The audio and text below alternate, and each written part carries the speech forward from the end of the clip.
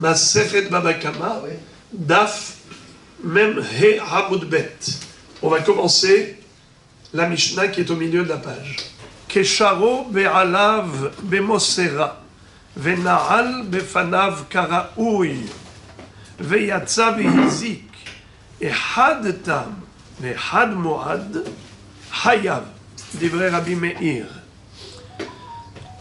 Toujours à propos de l'encornement du taureau. Il existe deux catégories, Shor Tam et Shor Muad. Le taureau qui est Tam, qui n'a pas encore encorné 3 fois, donc les 3 premières fois, il ne paiera que Hatsi Nezek. À partir du moment où il est Muad, il paiera Nezek Shalem. Maintenant, cette Mishnah va nous dire quel est le din si le Shor a encorné malgré la surveillance. Ça veut dire que le propriétaire est irréprochable. A priori, il est irréprochable. Est-ce qu'il est chayav tout de même ou pas? Alors regardez. C'est-à-dire, quel est le niveau de surveillance requis? Quel est le niveau de surveillance requis?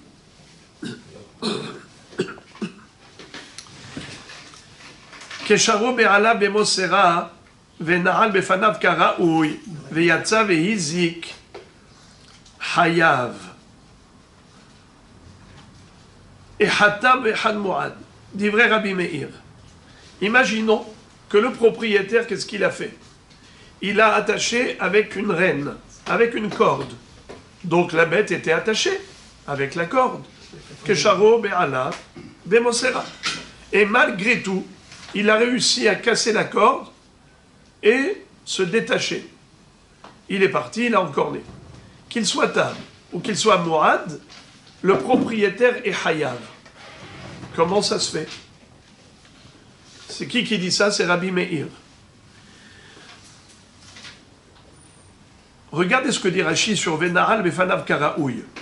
Le propriétaire a fermé la porte de l'enclos devant la bête. D'accord? Pourquoi faire? Pour l'empêcher de sortir. Et quand même, elle est sortie. Alors, comment elle est sortie, la bête? Alors, d'abord, qu'est-ce que ça veut dire Na'al befanav karaoui? Une surveillance convenable, correcte. Alors, qu'est-ce qui s'appelle fermer comme il fallait? Une surveillance correcte. C'est quoi correct? C'est quoi convenable? Regardez Rashi. Na'al befanav karaoui. Rashi dit Hainu shmira phuta. Le minimum de surveillance, ce qu'on appelle shmira pehuta, le minimum, eh bien c'est lorsque la porte peut tenir devant un vent classique. Il y a 2 sortes de vent. À Natania, on est habitué au vent. Alors il y a du vent qu'on appelle ruach metsuya, le vent classique. Mais il y a le vent shena metsuya, et là tu t'envoles avec. Alors maintenant, lui, il a fermé la porte de l'enclos. C'était bien fermé, mais c'est uniquement par rapport à un vent classique. Mais là, il y a eu un vent atypique, il y a eu un vent hors norme. Paf! La porte s'est ouverte. Et la bête est sortie. Et elle a encorné. Alors que faire?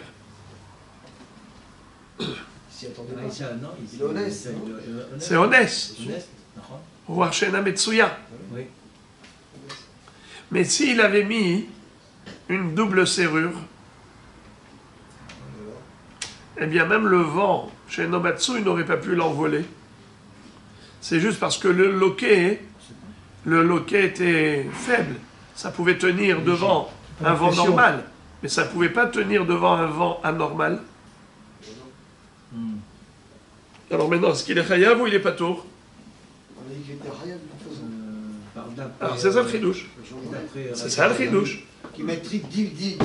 Alors la Mishnah nous enseigne quel est le niveau de surveillance requis. Kesharo be'alav be'mosera. Si le propriétaire de la bête l'a attaché avec une mosera, c'est la corde avec laquelle on attache les bêtes, c'est-à-dire une renne. Venahal befanav karaoui. En plus, il a fermé la porte de l'enclos convenablement. Rashi explique que ça veut dire karaoui convenablement. C'est une porte qui peut tenir bon devant un vent normal, mais pas devant un vent atypique, une tempête. Si c'est un vent anormal, la porte ne pourra pas tenir. Elle n'est pas suffisante, cette porte-là. Veyatsa veizik, voilà qu'il y a eu un vent anormal et qui a défoncé la porte. La bête est sortie, elle a été mazika. Maintenant, on a deux catégories de shor. On a le shor tam et on a le shor mourad. Pour le shor tam, en général, on paye khatsi nezek. Pour le shor mourad, nezek shalem. Quel est le din si ce shor-là, il y a eu ici deux shors qui sont sortis. Je prends un exemple. C'est pas de cela que parle la Mishnah. Quand la Mishnah dit Ehad tam ve'ehad mourad, c'est pas un et un. C'est soit tam, soit mourad. C'est l'un ou l'autre. Mais moi, je voudrais, pour illustrer, imaginons qu'il y avait dedans deux taureaux. Un qui était tam et l'autre qui était mourad. Et les deux sont sortis au moment où le vent de tempête a réussi à forcer la porte et ils en ont profité pour se détacher de la Mossera et ils sont sortis de l'enclos et ils sont partis. Ils se sont mis à encorner des voitures à droite et à gauche. Et maintenant, voilà, il y a plein de dégâts causés. Pour le shor tam, il doit payer normalement Hatsi Nezek. Pour le shor mourad, il doit payer Nezek Shalem. Mais est-ce qu'il peut dire, messieurs, qu'est-ce que vous voulez? Mais moi, j'ai gardé mes bêtes, je les ai mises hors de nuisance, hors de possibilité de nuire. Je les ai mis dans un enclos, avec une porte fermée, même attachée. Alors qu'est-ce que vous voulez de moi? Alors qu'est-ce qu'on va lui dire? C'est vrai, ta surveillance, c'était le niveau minimal. Et toi, tu as fait ce qu'on appelle un niveau de surveillance minimal. Mais tu n'as pas fait le maximal. Tu aurais pu mettre par exemple 2 serrures. Comme ça, même le vent, même un vent anormal, n'aurait pas pu forcer la porte. Tu aurais dû mettre des barres de fer. Comme ça, même un vent de tempête n'aurait pas pu forcer la porte. Cette porte-là, c'est vrai qu'elle pouvait tenir devant Ruach Metsuya, mais cette porte ne pouvait pas tenir devant Ruach Shena Metsuya, devant un vent anormal. Et il y a eu un vent anormal. Et les bêtes sont sorties. Tu ne peux pas te cacher derrière cet argument en disant mais je les ai gardés. Tu les as gardés, mais oui, et ça c'est un niveau de garde minimal. Nous on veut maximal, c'est-à-dire que ça puisse tenir même devant Ruach Shena Metsuya. Alors comment on va appeler ça? Shmira Phuta, Shmira Me'ula. Pour Rabbi Meir, qui est le premier Tana qui est évoqué dans notre Mishnah, pour Rabbi Meir, aussi bien pour Shor Tam comme pour Shor Mourad, il faut pour les deux Shmira Me'ula, surveillance niveau maximal et non pas minimal. Pourquoi faire? Il ne soit pas condamné. Sinon, il est condamné. Ah, Sinon, il est condamné à payer Hatsi Nezek pour le Shor Tam et Nezek Shalem pour le Shor Mourad. Maintenant, passons à Rabbi Yehuda. Rabbi Yehuda Omer, Tam Hayav ou Mourad Patour. Rabbi Yehuda dit, ça dépend. Pour le Tam, il est Hayav. Pour le Mourad, il est Patour. Le monde à l'envers. Le monde à l'envers. Sheneemar velo ishmerenu be'alav ve'shamur rosé.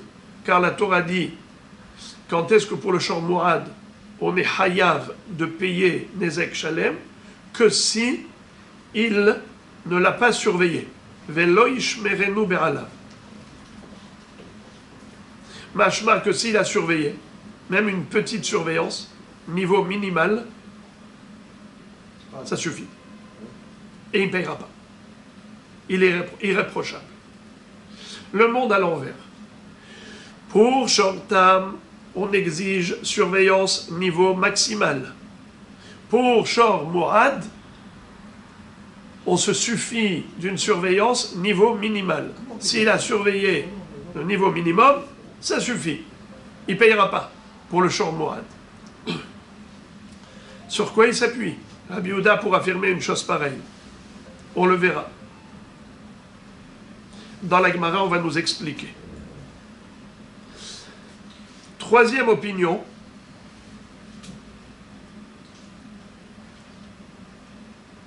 Rabbi Eliezer Omer, En lo shmira el asakin.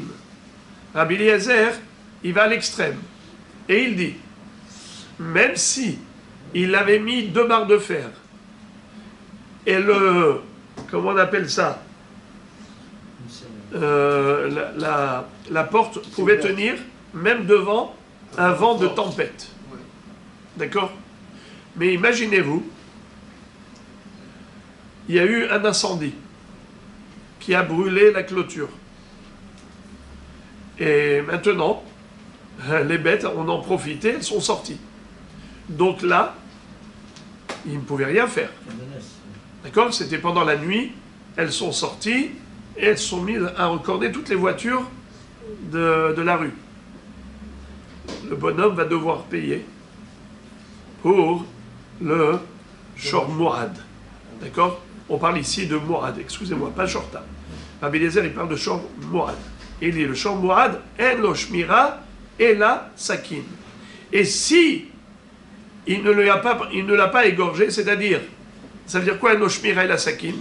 La seule surveillance d'un Shor Mourad, c'est de l'amener aux abattoirs pour que le Shohet lui fasse la Shrita. C'est la seule surveillance, c'est-à-dire qu'il ne pourra pas se réfugier derrière des prétextes en disant « mais moi j'ai fait le maximum pour surveiller mon Shor Mourad, j'ai fermé la porte de l'enclos avec 2 barres de fer, donc il n'était pas censé pouvoir sortir, parce que même s'il y avait Ruach Shena Metsuya, même s'il y avait un vent anormal de tempête, cette porte elle n'aurait pas pu être ouverte. Et donc, moi, j'ai fait le maximum. Qu'est-ce que vous voulez de plus? Ensuite, il y a eu un incendie. C'est pas de ma faute. Qu'est-ce que vous voulez de moi? Je suis à Nous. Au milieu de la nuit, il y a eu un incendie. Je n'étais même pas au courant. Le Shor Mourad est sorti. Il a cassé toutes les voitures. Vous n'allez pas me condamner quand même. Eh bien, on lui dit, Rabbi Eliezer dit, oui, on te condamne. Pourquoi? Parce que tu n'as pas fait ce qu'il fallait faire. Qu'est-ce qu'il fallait qu'il fasse? Plus que ça. 2 barres de fer, il a mis. Oui, il aurait dû l'amener aux abattoirs pour lui faire la shrita et pour le manger dans la dafina et la pkaïla. Parce que Shor Mourad, En lo shmira et la sakin, une fois qu'il a encorné 3 fois, il a prouvé que c'est un danger public. Un danger public ne doit pas exister. Alors, récapitulons comme le fait Rashi. Rashi nous dit Shalosh machlokot badavar. Il y a 3 opinions dans cette Mishnah. Les Rabbi Meir bishmira pruta hayab ou bim'ula patur. Les Rabbi Yehuda bipruta nami patur. Les Rabbi Eliezer bim'ula nami hayab. Selon Rabbi Meir, le shortam, aussi bien shortam comme le shor mourad, ça ne change rien. Shmira pruta ne suffit pas. Shmira me'ula, oui, suffit. Donc je répète. Pour Rabbi Meir, aussi bien Shortam comme Shor Mourad, tous les deux doivent être sous surveillance maximale.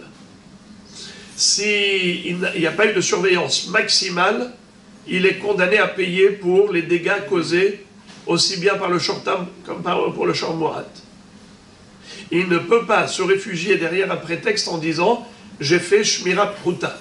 La porte de l'enclos pouvait tenir devant un vent normal, Ruach Metsuya. Ça ne suffit pas.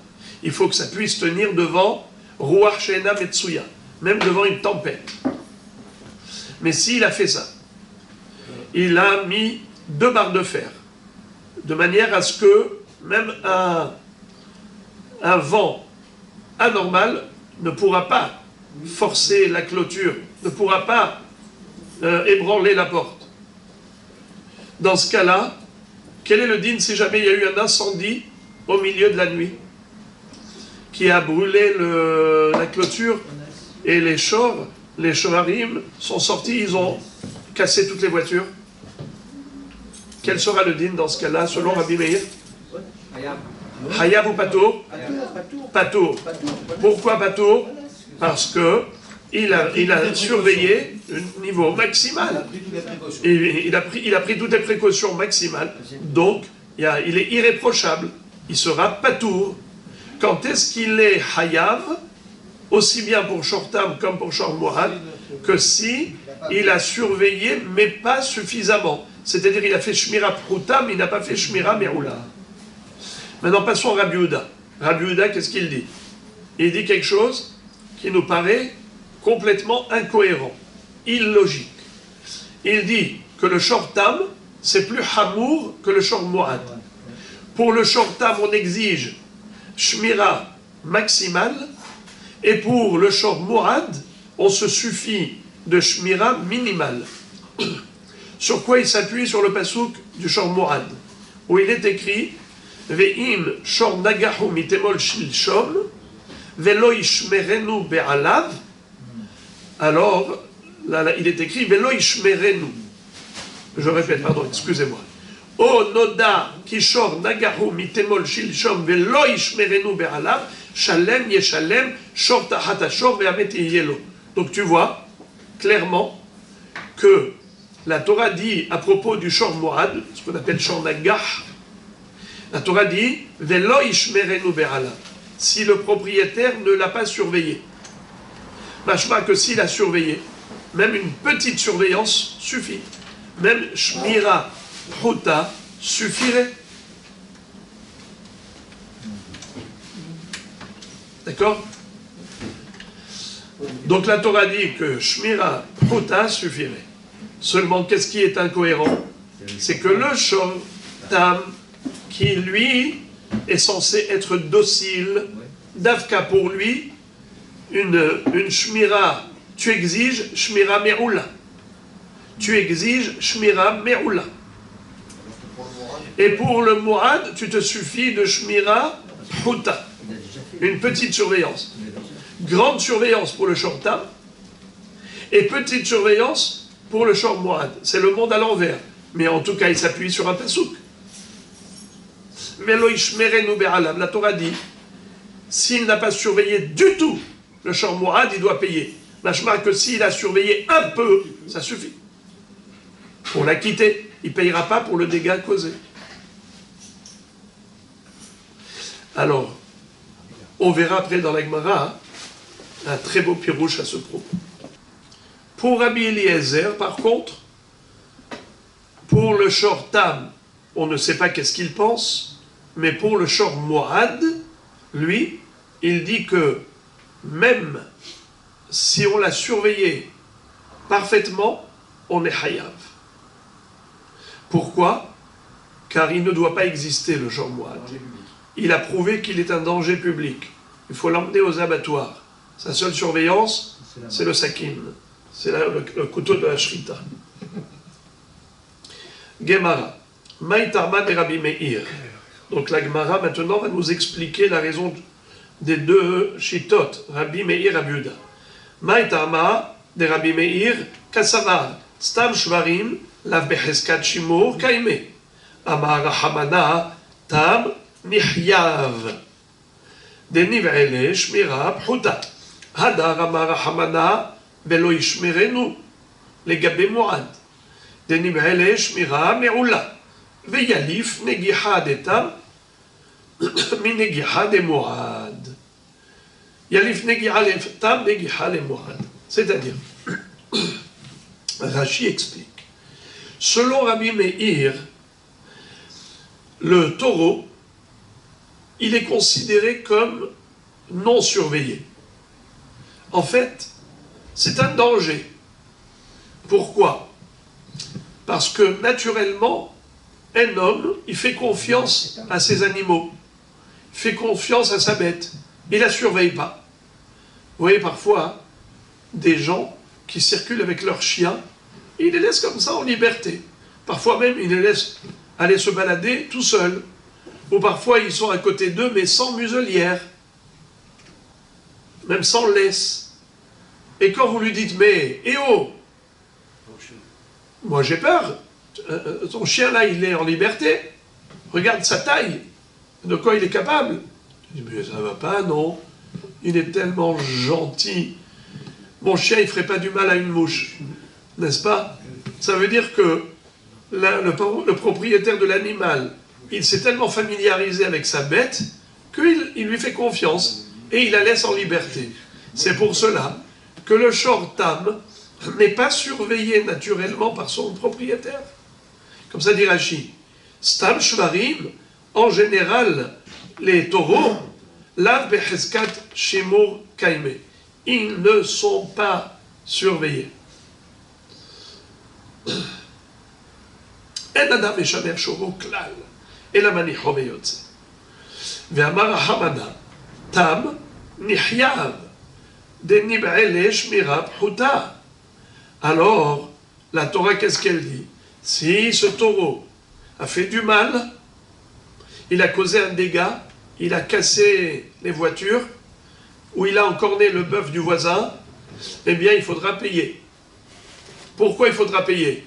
Parce que le propriétaire l'a laissé en liberté, au lieu de le surveiller. Machma que s'il avait surveillé, ça veut dire que s'il avait surveillé normalement, s'il avait mis juste une petite barrière de sécurité qui peut tenir devant Ruach Metsuya, ça aurait été suffisant. Ça, c'est la déduction à faire. Quand la Torah dit qu'il doit payer pour le dégât, pourquoi il doit payer? Parce qu'il ne l'a pas surveillé. Machma que s'il avait surveillé un peu, ça aurait été suffisant. C'est ce que pense Rabbi Meir. C'est comme ça qu'il analyse le pasouk du tam. La Torah, qu'est-ce qu'elle dit? Le shortam, il a causé un dégât, tu payes. Il a surveillé ou il n'a pas surveillé? Eh bien, c'est parce qu'il n'a pas surveillé. Car en général, le propriétaire ne surveille pas son taureau. Il lui fait confiance. C'est pour ça qu'il paye. Machma que s'il avait surveillé, ne serait-ce qu'un peu, il n'aurait pas payé. Il aurait été dispensé de payer une indemnité pour le dédommagement. Donc, Shmira Pruta suffirait. Maintenant, à propos du Shor Moad, qu'est-ce qui est écrit? Ve'im Shor Nagahu, Onoda ki Shor Nagahu mitemon shilshom velo ishmerenu be'alam. La Torah, là, elle nous dit, encore une fois, à propos du Shor Moad, elle dit velo ishmerenu. Donc, déjà, pour le Shor Tam, il faut une Shmira. Quelle Shmira? Perhuta, minimum. Maintenant, quand la Torah, à propos du Shor Mourad, elle écrit là, elle parle de Shmira. Elle n'a pas parlé de Shmira dans le Shor Tam. Ici, elle parle de Shmira. Donc, de quelle Shmira elle parle? Shmira niveau supérieur, maximum. Mettre une porte qui peut tenir même devant Ruach She'ena Metsuya. Ça, c'est bon. Mais si il a fait que Shmira Pruta pour le Shor Mourad, ça ne suffit pas. Pour le Shor Tam, ça suffirait. Pour le Shor Moad, ça ne suffirait pas, Shmira Pruta. Il faut Shmira Me'oula. C'est bien, on est clair jusqu'ici? Oui. Maintenant, attachez la ceinture. Rabbi Meir va dire, une fois qu'on a compris que pour le Shor Moad, il faut Shmira Me'oula, surveillance maximale, eh bien, même pour le Shor Tam, il faut surveillance niveau maximal. Pourquoi? Gezerah Shava. On retrouve le verbe negiha. À propos, negiha, ça veut dire l'encornement. L'encornement à propos du shortam. On retrouve le verbe negiha à propos du shor moad. Negiha, negiha, eh bien tu dois comparer la negiha du tam à la negiha du moad. De la même façon que pour le moad, on a dit il faut shmira maximale, ça ne suffit pas minimal. Ainsi, pour le shortam, il faut exiger shmira maximale. Ça ne suffit pas, shmira minimale. S'il n'a fait que shmira minimale, shmira pruta, il devra payer un dédommagement si la bête a réussi à se défaire et à sortir de l'enclos pour causer des dégâts. Alors, on a compris maintenant la chita de Rabbi Meir. Qu'est-ce qu'il avait dit dans la Mishnah? Ehad tam, vehad mu'ad. Qu'il soit tam ou qu'il soit mu'ad, il faut toujours niveau maximal. Shmira me'oula. Sinon, Shmira pruta ne suffit pas. Hayav, il sera obligé de payer un dédommagement. Merci. On a compris Rabbi Meir. Maintenant, Rabbi Yehuda. Rabbi Yehuda Savar, Stam Shvarim, Behezkat Shimur Kaime. Amar Hamana Tam Neshalem, Denimele Shmira Me'ula. Rabbi Yehuda n'est pas d'accord avec Rabbi Meir, déjà à la base. En faisant une analyse psychologique des humains, il dit, c'est pas vrai ça, qu'un homme fait confiance à sa bête. C'est pas vrai. Un être humain normalement constitué avec un peu de sechel dans sa tête, il n'abandonne pas, il ne laisse pas en liberté ces animaux. Il sait très bien qu'une bête est bête et qu'elle peut faire du mal. Donc tout naturellement, toute personne normale surveille son animal. Alors maintenant, Stam Shvarim, Heskat Shimur Kaime, ou pas? Un shor, il est censé être surveillé par son maître ou pas? Naturellement, comment ça se passe? Ne parlons pas de halakha, parlons de la nature humaine. Est-ce qu'un être humain surveille sa bête, oui ou non? Rabbi Meir a dit non. Rabbi Yehuda dit oui. Rabbi Yehuda dit Stam Shvarim Heskat Shimur Kaime. Un homme, bien sûr, qui surveille sa bête, il sait très bien qu'elle est capable de tout, une bête. Elle n'est pas civilisée. Une bête, elle peut te surprendre. Elle peut faire une crise. Alors c'est sûr qu'il faut la surveiller. Donc toute bête est déjà surveillée. La Torah le sait. Et pourtant, la Torah, qu'est-ce qu'elle dit? Si le taureau a tout de même endommagé quelqu'un, il a causé un dégât matériel, le propriétaire du taureau doit reverser des indemnités de dédommagement. Et pourtant, il était surveillé, naturellement. Mais c'était une shmira pruta. Quand la Torah dit il doit payer, c'est parce que ça ne suffit pas, shmira pruta. Alors qu'est-ce qu'il faut? Shmira be'ola. Il faut une surveillance maximale. Maintenant qu'il faut une surveillance maximale, alors maintenant, on a compris. Shortam, qu'est-ce qu'il lui faut? Shmira me'ola. Moins que ça, il paye un dédommagement. Ça, c'est Shortam. Maintenant, passons au Shor Moad. Moad, pardon. Hadar amar Hamana velo ishmerenu, legabe Moad. Dena avidle, shmira me'ola. Ensuite, la Torah, qu'est-ce qu'elle te dit à propos du Moad? Que si il ne l'a pas surveillé, shmira me'ola, alors il sera responsable. Car on a déjà dit que tout shor, il est naturellement surveillé. Quand on te dit Velo Ishmerenu, ça veut dire qu'il faut une surveillance supérieure, supplémentaire. Pas seulement Shmira Pruta, il faut Shmira Me'ula. C'est ce que te dit la Torah. Pour le Moad. Alors, maintenant, Shor Tam, Shor Moad. On a ici Ribouille Ahar Ribouille. C'est-à-dire que on a déjà la Shmira à propos du Shor Tam. Et on a aussi la Shmira à propos du Shor Moad. Et on a une règle. Ça fait partie des codes de la Torah. En Ribouille Ahar Ribouille Ela le Ma'et. En Mi'ut Ahar Mi'ut Ela le Rabot. Quand la Torah écrit deux inclusions, c'est une exclusion. Quand elle écrit deux exclusions, c'est une inclusion. Ici, on a déjà une première inclusion, c'est-à-dire les ribouilles de Shmira pour le Shortam. Puisqu'elle a dit qu'il est hayab de payer si jamais il a fait du dommage, bien qu'il avait surveillé naturellement, mais ça ne suffit pas, il faut une surveillance supplémentaire. Shmira Me'ula pour Shortam. Il faut également Shmira Me'ula pour Shor Moad. Donc Shmira Me'ula, Shmira Me'ula. Pourquoi la Torah elle se répète? En disant que Shor Moad, il faut une Shmira. Mais évidemment qu'il faut une shmira, puisque le shortam, il faut une shmira. Alors le shor mo'ad aussi. Si la Torah n'avait pas dit Velo ishmerenu à propos du shor mo'ad, quoi, on n'aurait pas su qu'il faut le surveiller? Shmira me'oula, mais bien sûr. Si déjà le shortam, il faut le surveiller, shmira me'oula, plus forte raison, shor mo'ad, il ne sera pas pire.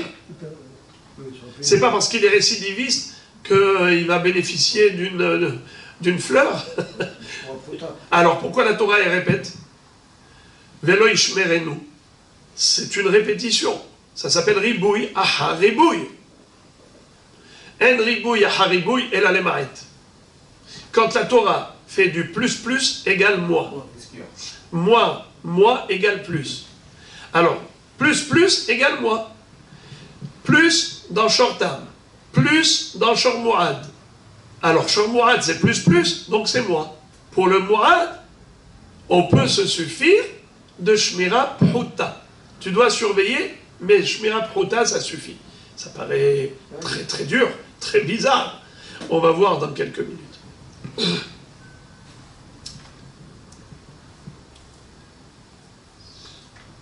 En ribouille haribouille ela lemaet. Mi'et akatuv li shmira me'ula. C'est-à-dire que, justement, on vient te dire que pour le shor mo'ad, tu n'as pas besoin d'une shmira me'ula comme pour le shor tam. Vechitema negiha letam negiha le mo'ad. Maintenant que nous avons appris par le biais de ribouille, aha ribouille, les maret, que le shor mo'ad n'a pas besoin de surveillance shmira me'ula, selon Rabbi Yehuda, ça lui suffit shmira pruta. Question. Pourquoi Rabbi Yehuda ne ferait pas comme Rabbi Meir de comparer le shor tam au shor mo'ad? C'est-à-dire, de la même façon que le shor mo'ad, tu l'as allégé. Tu as allégé le propriétaire, tu lui as dit, pas besoin de shmira me'ula, il est suffisant de shmira minimal, shmira pruta. Alors peut-être que même le shor tam, pareil, on devrait se suffire d'une shmira pruta. Pourquoi on l'a chargé au propriétaire?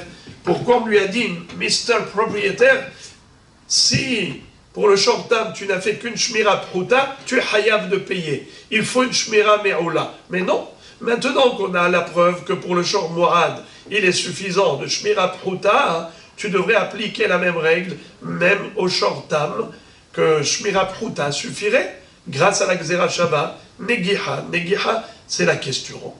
Alors la réponse est la suivante. Vechitema negiha letam negiha le mo'ad. Et si jamais tu poses cette question, pourquoi tu ne comparerais pas le tam au mo'ad grâce à la gzera shava? Ce n'est pas possible de les comparer.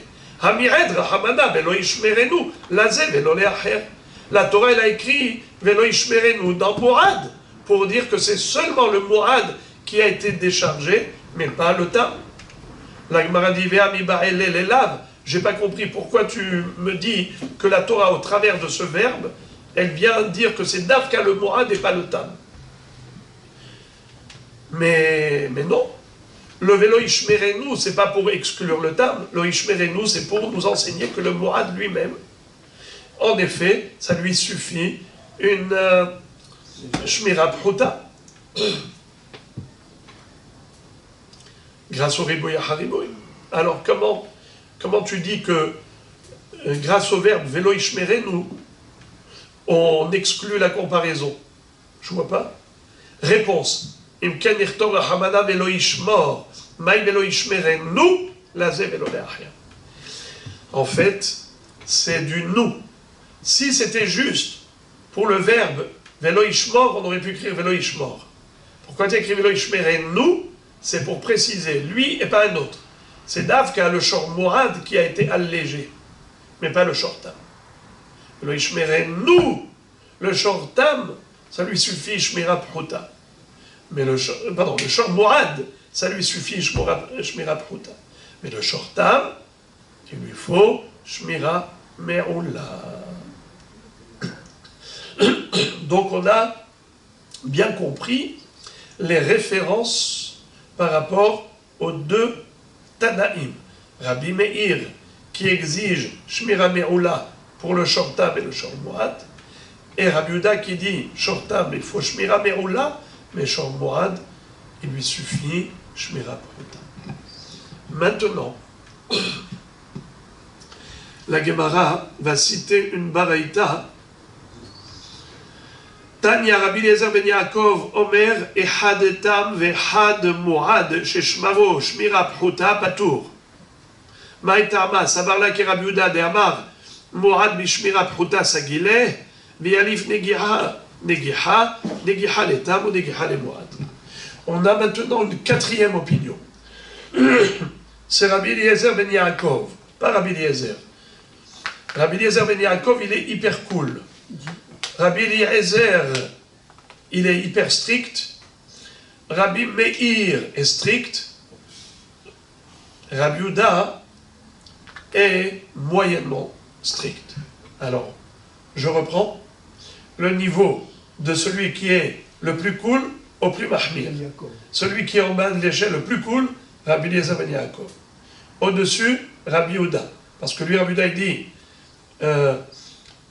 d'abord Rabbi Eliezer ben Yaakov. Rabbi Eliezer ben Yaakov, qu'est-ce qu'il dit? Aussi bien le tam comme le mourad, shmira pechuta, ça suffit. Surveillance minimale. Rabbi Yehuda, qu'est-ce qu'il dit? Shor tam, il faut shmira supérieur, meroula, et shor mourad, ça lui suffit, pruta. Rabbi Meir exige pour les deux, tam et mourad, meroula. Et Rabbi Eliezer va dire pour le shor mourad, il n'y a rien qui suffit. Ni shmira pruta, ni shmira meroula. Même s'il a fait shmira meroula, il paye. Pourquoi? La seule shmira, c'est les abattoirs. C'est de l'éliminer de la circulation. Amène-le aux abattoirs pour que le shochet avec son couteau lui fasse la shrita. Tant qu'il existe, c'est un danger notoire et tu ne pourras pas te décharger en disant « mais je l'ai tout de même bien surveillé ». Alors Rabbi Eliezer ben Yaakov, la Gemara dit, quelle est sa référence? Sur quoi il s'appuie pour dire que, aussi bien Tam comme Mourad, ça suffit Shmira Pruta. Eh bien, sa démarche à lui, elle est très simple. C'est exactement comme on a vu pour Rabbi Yehuda. Sauf qu'il rajoute un élément. Qu'est-ce qu'a dit Rabbi Yehuda? Reprenons tout le raisonnement de Rabbi Yehuda. Qui est-ce qui veut m'aider? Primo, Stam Shvarim Behezkat Shimur Kaime. Un shor, une bête classique, elle est généralement surveillée par son propriétaire. On n'a pas besoin de l'ordonner, ça se fait naturellement. Toute personne normalement constituée, elle surveille ses bêtes. Et malgré tout, la Torah a dit, il faut qu'il paye pour le dommage causé par la bête. Sous-entendu, qu'il ne peut pas prétendre et prétexter, mais je l'ai surveillé, pourquoi je paye? Je ne suis pas responsable. On dit oui, tu es responsable. Car ce niveau de surveillance minimale de Ruach Metsuya, ça ne suffisait pas. Il aurait fallu mieux, plus. Shmira Me'ula, qui tient même devant Ruach Shena Metsuya. Là, il peut se décharger. Donc Shmira Me'ula est exigé pour le Shortam. Ensuite, Shor Moad, il est écrit Velo Ishmerenu Be'ala. Donc encore Shmira. Shmira pour Tam, Shmira Me'ula pour Tam, Shmira Me'ula pour Moad. Pourquoi la Torah avait besoin de répéter Velo Ishmerenu Be'ala pour le Shor Moad? Mais c'est évident. Si pour le Shor Tam il faut Shmira Me'ula, pareil pour le Shor Moad, pourquoi la Torah se répète? Ça s'appelle Ribouille. Ah, Ribouille. On a un code. En Ribouille, ah, Ribouille. Et là, les marit. Ça veut dire que si on a du plus, c'est pour dire moi. Alors, le Shor Mourad, la surveillance minimale suffirait. Pourquoi il ne tient pas compte de Negiha? Parce qu'il dit Velo Ishmeren nous. Pour ça qu'il ne fait pas la Xera Shava, pour comparer le Mourad, comparer le Tam au Mourad. Pourquoi il ne dirait pas que le Tam aussi, ça lui suffirait Shmira Pechuta, comme le Shor Mourad, par la Xera Shava Negiha? Parce qu'il dit non. Cet allègement, on l'apprend de Velo Ishmerenu, c'est Velo Ishmerenu, lui le Shor Mourad, mais pas l'autre, le Tam. Donc l'allègement est offert au short mouad, mais pas au short tam. Ça c'est Rabbi Yehuda. Rabbi Eliezer ben Yaakov, il dit comme Rabbi Yehuda. Sauf que le vélo ishmerenu, la ze vélo le'acher, il n'est pas doresh. Au contraire, il est doresh la gzera shava. Il dit, la Torah elle a écrit negiha dans tam, elle a écrit negiha dans mouad. C'est pour les comparer. Et dire que de la même façon que shor mouad, il peut se suffire de shmira pruta, ainsi pour shor tam, il peut se suffire de shmira pruta. Qui peut le moins, qui peut le plus? Non, qui peut le plus. Bien sûr, s'il fait shmira me'oula, c'est encore mieux, mais il n'en a même pas besoin. Même s'il a fait juste shmira pruta, c'est-à-dire il a mis une porte qui peut tenir devant un vent classique, ça suffit. Il faut juste surveiller. C'est ça, la surveillance, c'est tout. La surveillance suffisante. Maintenant, écoutez le beau hidouche de Rav Ada bar Ahava, qui est sublime. Amar Rav Ada bar Ahava, lo pata Rabbi Yehuda elam mitzad ha'ada'a shebo, aval tzad tamut bimkoma omedet. C'est-à-dire,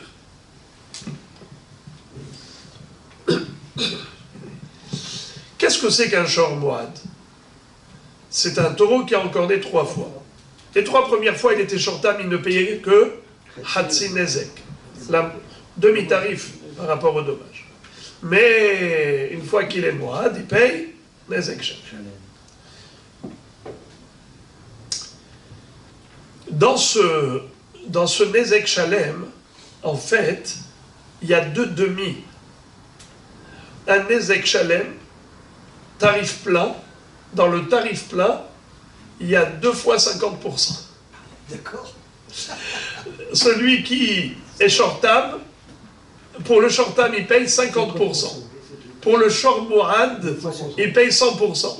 Ça veut dire 2 fois 50%. C'est quoi cette histoire de 2 fois 50%? En fait, écoutez bien. Respirez un coup. Respirez un coup, c'est trop beau. Vous allez vous régaler. Les 2, 50%, c'est que les premiers 50% qu'il payait avant, il les paye encore. Il n'a fait que rajouter encore 50%. Le din des premiers 50%, c'est il garde, il conserve le même din, le même statut, comme avant. C'est-à-dire les 50% premiers qu'il paye pour le short mouad, c'est comme les 50% qu'il payerait pour un short tam. Qu'est-ce qu'on a dit pour un short tam selon Rabbi Yehuda?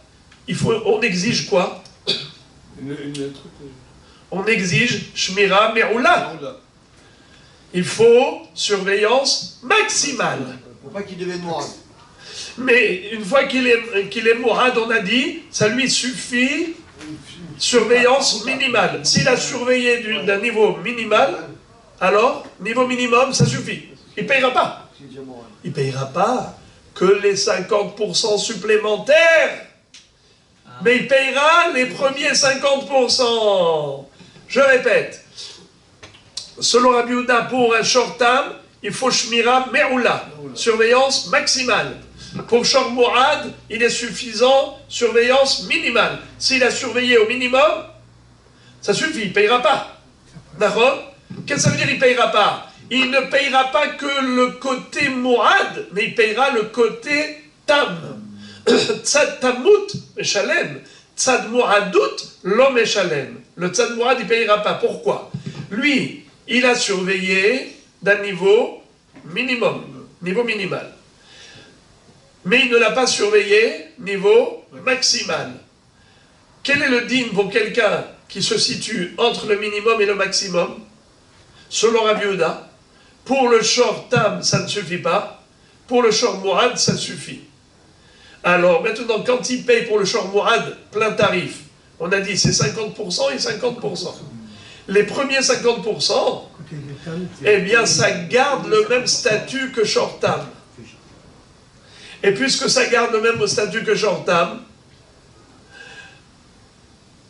il payera. Car lui, il n'a pas surveillé Shmira Me'oula, il n'a surveillé que Shmira Pruta. Donc il payera les 50%. Par contre, les autres 50% que doit payer un shor mourad, il ne les payera pas. Pourquoi? Parce qu'il a surveillé d'un niveau minimal. Alors maintenant, devinette, comment est-ce possible un shor mourad qui paye Hatsi Nezek? Voilà, c'est ce cas-là. C'est ce cas-là. On va présenter. C'est quoi le cas? Répétez. Où il est, quand il est mourad, on a dit que le short tam, quand il est tam, on a dit qu'il fallait une surveillance qui soit maximum, alors que pour le mourad, on a demandé une surveillance qui soit pruta. Pourquoi? Parce que les 50% du tam... Alors maintenant, qu'est-ce qui s'est passé? Racontez l'histoire. Qu'est-ce qui s'est passé? Le propriétaire du taureau, il a surveillé, il a mis une porte qui pouvait tenir devant Ruach Metsuya, Shmira Pruta. Et qu'est-ce qui s'est passé? Il y a eu un vent. Il a enlevé la porte. Il a enlevé un vent qui était tempête, qui a fait sauter la porte. Ruach Shena Metsuya. Il est sorti et il a cassé les voitures. Il est donc responsable, mais responsable que de 50%, qui est les 50% du tam qui aurait dû payer. Bravo! Il ne payera que 50%. Pourquoi? Car pour ces 50%, cette surveillance niveau minimal ne suffit pas. Il doit assumer les dégâts. Tandis que pour les autres 50% qu'il aurait dû payer normalement en tant que shor mourad, là on lui dit qu'il les quitte. Pourquoi on la quitte? On la quitte parce qu'on lui dit, tu as fait ce qu'il fallait faire. Par rapport à un mourad, tu as fait ce qu'il fallait faire. Tu as fait shmira pruta. Mais tout le monde ça? Rabbi Yehuda. Nous on est dans Rabbi Yehuda. Rav Ada bar Ahava Amar, lo pata Rabbi Yehuda. Ela tzadada ashebo, aval tzatamut bimkoma omedet.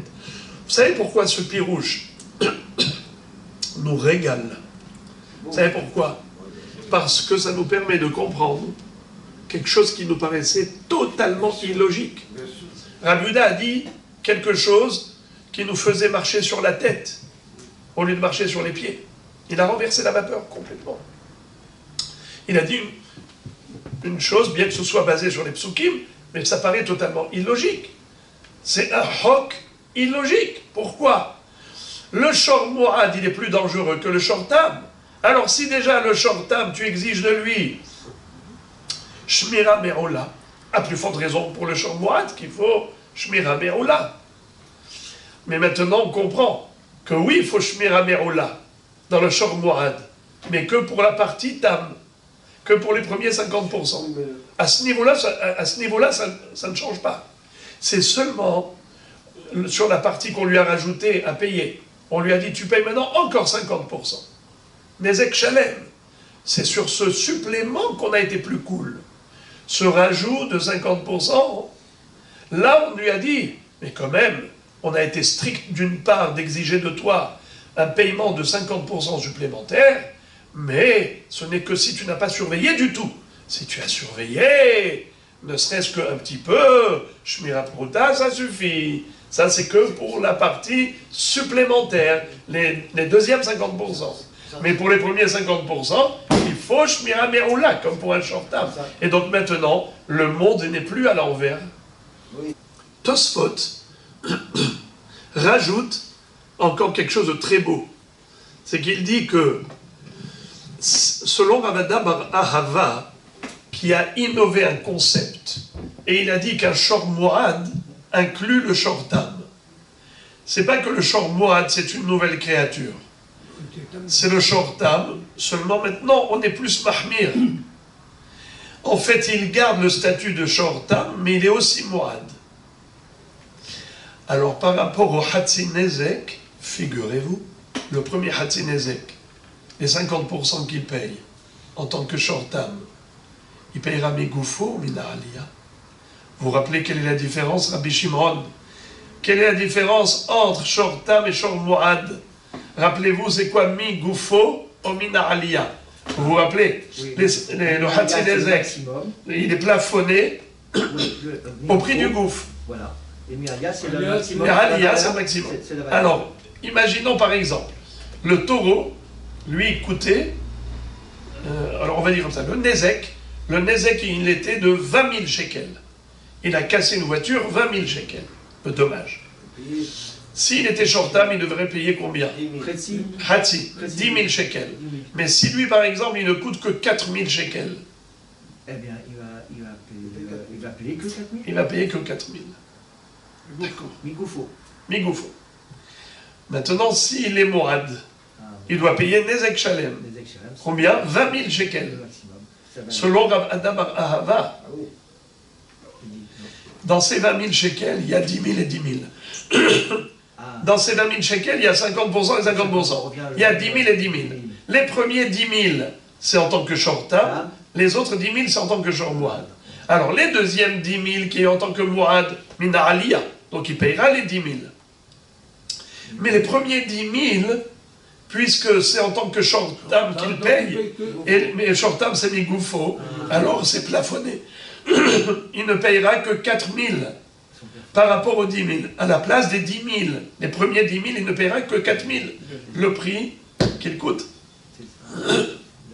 Donc en tout, il payera 14 000. 14 000.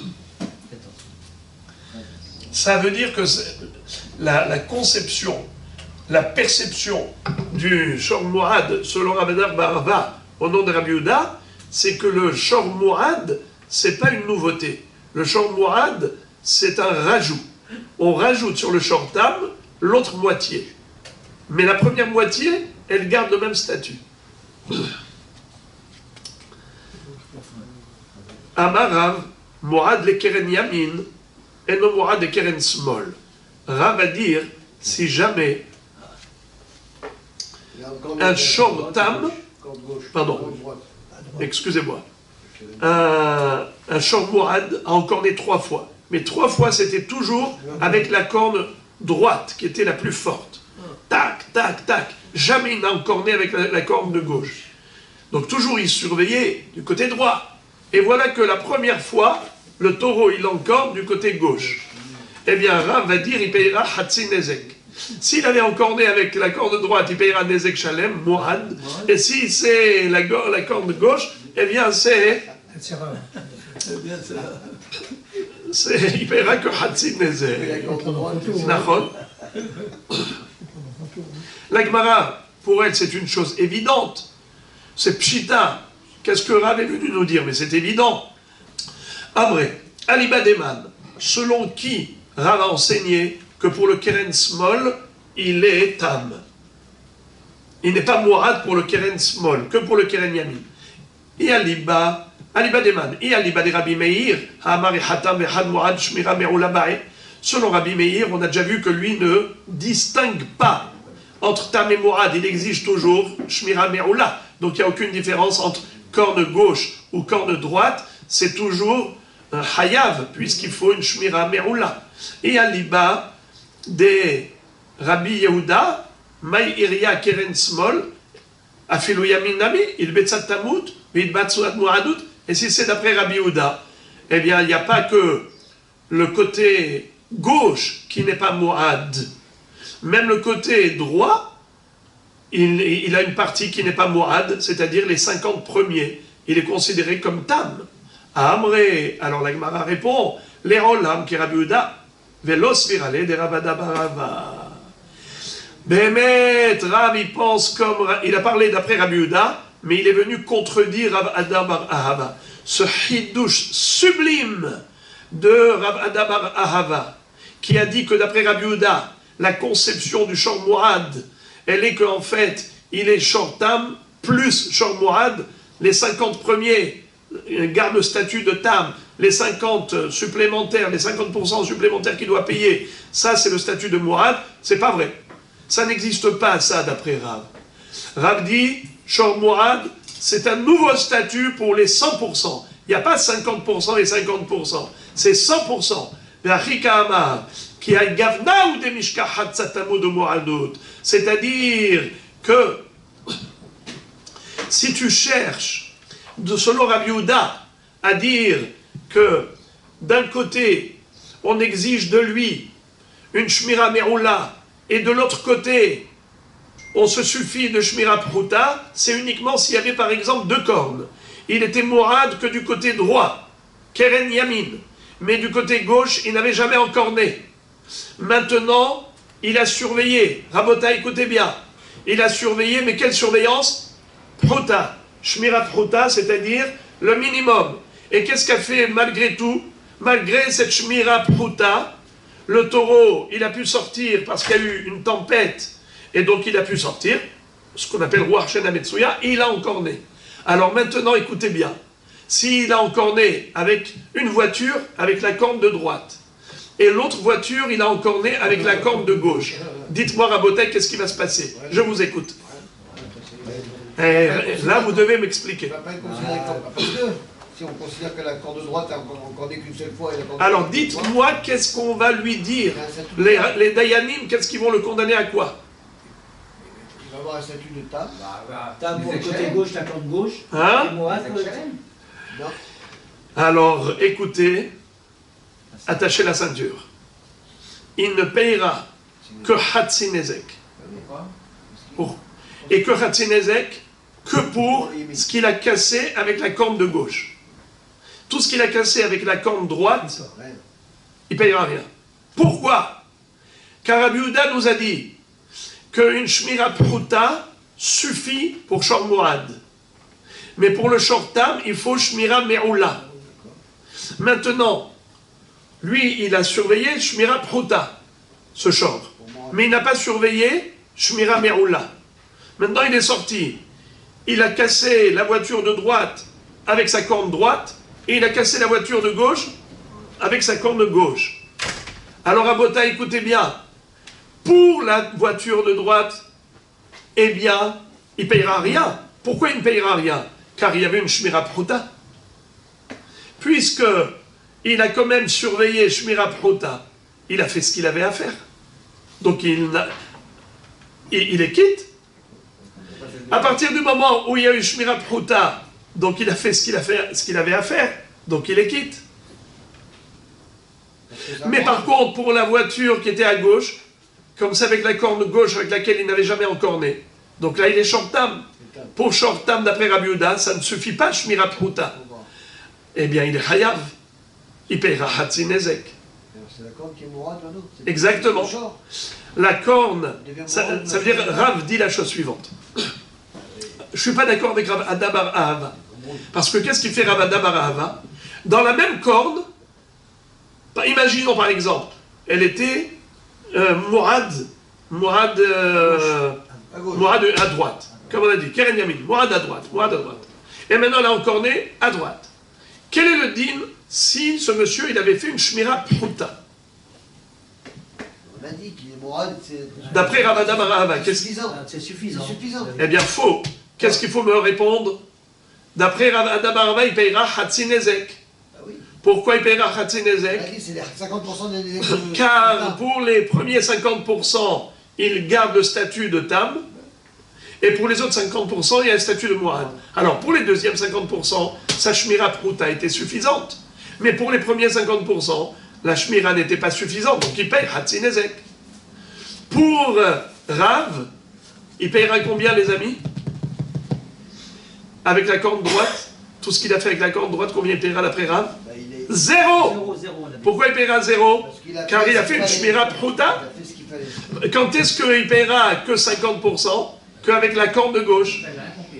Pourquoi? Parce que la corne de gauche, celle-là, elle est considérée tama. Et là, Rabbi Yehuda exige shmira me'ula. Ça veut dire que Rav et Rav Ada bar Ahava essayent de trouver le cas compliqué. Comment on peut trouver un cas compliqué? C'est-à-dire que il y a une partie qu'on considère tam et une partie qu'on considère mourad dans le même taureau. Comment c'est possible? Pour Rav Ada bar Ahava, c'est toujours comme ça. Pour Rav Ada bar Ahava, c'est toujours comme ça. Tout mourad, en fait, il a conservé à 50% son statut de tam. Juste, il a rajouté encore 50% de mourad. Tandis que, selon Rav, c'est pas comme ça que ça marche. Rav, c'est pas vrai. Il dit mourad, c'est mourad. Mourad n'a rien de tam en lui. Il n'a que du mourad à 100%. Si tu as envie de trouver un cas compliqué, où on peut avoir dans le même taureau deux possibilités, une fois on paierait comme un tam, une fois on paierait comme mourad, ce n'est que deux cornes. Il était mourad pour la corne de droite, et il était tam pour la corne de gauche. Là, tu peux trouver le même taureau. Pour le même taureau, tu vas dire il est mourad à droite, il et il est tam à gauche. C'est possible. Et en effet, imaginons par exemple, il avait mis, premièrement, s'il casse à droite et à gauche, sans aucune shmira, alors il paiera Nezek Shalem pour la droite, il paiera Hatzi Nezek pour la gauche. Ou bien si il avait mis une clôture, une barrière, mais qui était légère, qui ne suffisait que pour que pour Pruta, Shmira Pruta, Ruach Metsuya, mais pas pour Ruach Shena Metsuya. Alors pour le Tam, ça ne suffit pas, et pour le Mourad, ça suffit. Alors pour la corne de droite, il ne payera pas, pour la corne de gauche qui est Tam, il payera. Voilà comment Rav contredit Rav Ada Bar Ahava. Et on termine le Perek. Aval Mourad Legamre, Lomishkahad Be Tzatamut Klal. C'est-à-dire que Rav dit, ça n'existe pas de trouver 50% de Tam dans une bête qui est entièrement Mourad. Ça n'existe pas. Le Mourad n'inclut pas le Tam. Le Mourad, c'est une nouveauté. Pas comme avait dit Rav Ada Bar Ahava, que tout Mourad inclut en lui 50% de Tam. C'est faux. Rav dit non, il n'y a pas de ça. Si tu as envie de trouver 50-50, voilà ce que je peux te trouver.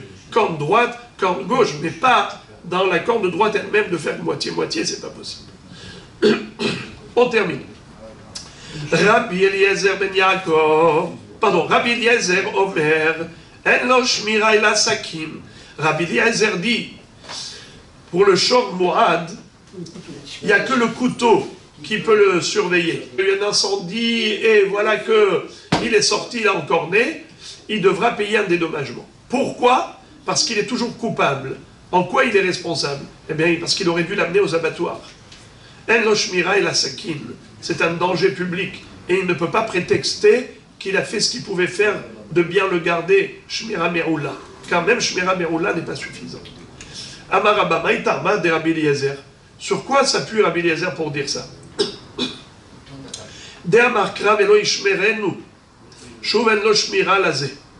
C'est-à-dire que la Torah, quand elle a écrit Velo Ishmerenu Be'alav, c'est en fait non pas une injonction, mais une prédiction. C'est-à-dire que, comme si la Torah était en train de présager l'avenir. Si ce taureau, il est shornagah, il a récidivé, eh bien sache que maintenant, ça y est, il n'est plus chamour. Quoi que tu fasses, ce n'est plus une shmira. Velo ishmerenu be'alav. Quoi que tu fasses, ça ne s'appelle pas surveillance. La seule surveillance, c'est le couteau. Amarle Abaye, et la me'ata, dirti velo yichassenu nami shuven lo kisui lazé. C'est-à-dire, dans ce cas-là, c'est comme ça que tu traduis le pasouk. Je vais te montrer un autre verbe qui est similaire à celui-ci, et là-bas tu ne pourras pas l'interpréter de la même façon. Par exemple, vous savez qu'à propos du bord, si quelqu'un a creusé un puits et il ne l'a pas recouvert, la Torah dit comme ça.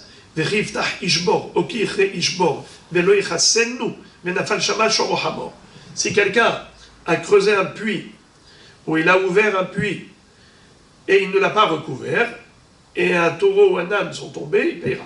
Alors maintenant, Rabotai, la Torah dit Velo yechassenu. Il a découvert ou il a creusé et il ne l'a pas recouvert. Velo yechassenu.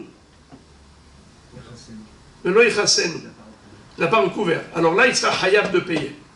Machma que s'il a recouvert, il sera pas tout. Il a recouvert, il a mis un bouchon. Il n'est pas tout. Mais d'après toi, Rabbi Eliezer, c'est pas comme ça qu'il faut traduire le pasouk. Tu dois dire Velo yichassenu, ça veut dire qu'aucun qui souille ne peut marcher. Comme tu as traduit Velo ishmerenu be'alav, comment on a traduit Velo ishmerenu? Non pas sous forme d'injonction, qu'il faut être chômeur. Si tu n'es pas chômeur, tu payes. C'est pas comme ça qu'il a traduit Rabbi Eliezer. Velo ishmerenu, il a traduit dans le sens que la Torah va prévoir l'avenir, et elle prédit l'avenir en disant Velo ishmerenu. Il n'est plus considéré chameau. C'est un état de fait que ce shor n'est plus chameau. Il n'y a que les abattoirs qui vont nous protéger de lui. Elo shmira ela sakin. Mais sinon, tant qu'il existe, il n'est pas chameau. Velo ishmerenu. Il n'y a rien qui peut être chômeur. Alors dans ce cas-là, tu devrais traduire la même chose. Velo yechassenu, il n'y a rien qui peut être mechassé. S'il a découvert le puits, s'il a creusé un puits, après il a mis un couvercle, tu me dis, non, ça sert à rien de mettre un couvercle. C'est pas vrai. S'il met un couvercle, tout va bien. Mais pourtant, c'est le même verbe.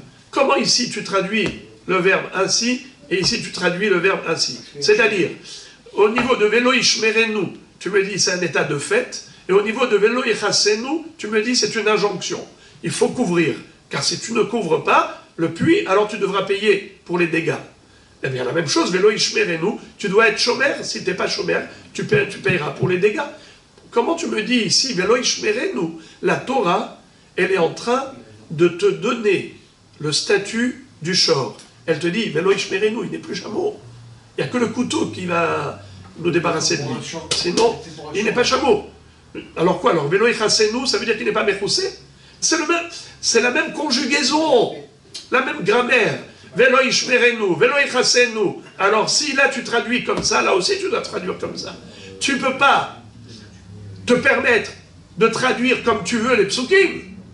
Ils sont conjugués de la même façon. Pourquoi là tu dis c'est un état de fait, et là tu dis que c'est une injonction? À propos du shor, tu dis velo ishmerenu, ça veut dire qu'il n'est pas chameau. Et à propos du bord, tu dis velo yechassenu, ça veut dire qu'il faut être mechassé. Il faut être mechassé. Si tu n'es pas mechassé, tu payes. Alors là aussi, velo ishmerenu, il faut être chômeur. Si tu n'es pas chômeur, tu payes. Pourquoi tu dis que velo ishmerenu, ça veut dire qu'il n'est pas chameau? Tant qu'il est vivant, il n'est pas chameau. Il lui faut l'abattoir. Comment il a fait sortir ça? Ritema Achiname, si tu vas me dire que même pour le bord c'est pareil, c'est pas vrai. Ve'atnan kisaou karaoui, ve'nafal et torojor hamorumet, pas tout. Si il a bien recouvert le bord et après, je sais pas qu'est-ce qui s'est passé, le bord a été découvert et il y a eu un âne ou un bœuf qui sont tombés dedans, il n'est pas tout, car lui il a bien couvert. Donc velo yechassenu, on le traduit littéralement. Alors comment tu fais pour traduire ici comme ça et ici autrement? Et là, Marabaye. Haïnu tarme de Rabbi Eliezer, כדתניא, רבי נתן אומר, מניין שלא יגדל אדם כלב רע בתוך ביתו, ואל יעמיד סולם רעוע בתוך ביתו, שנאמר, ולא תשים דמים בביתך.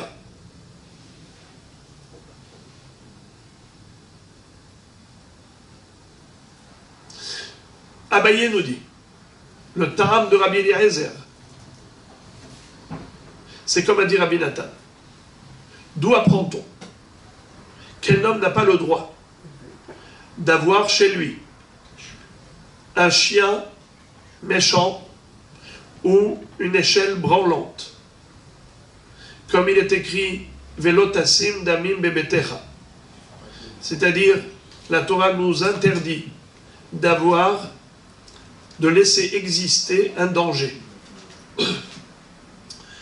Puisque la Torah dit Velotassim damim bebetecha, ne laisse pas un danger exister, tu n'as pas le droit de laisser une échelle branlante exister, tu n'as pas le droit d'avoir un chien dangereux. Eh bien, à partir du moment où la Torah te dit faut pas que ça existe, tu as compris que Velo Ishmerenu, c'est ça le pirouge. Quoi que tu fasses, il existe, eh bien, sache qu'il n'est pas chamour. Même si tu le mets derrière des verrous, il n'est pas chamour ton chor. Car le danger existe. Et la Torah te dit, Velotassim damim bebetecha. C'est la raison pour laquelle, là j'ai traduit différemment.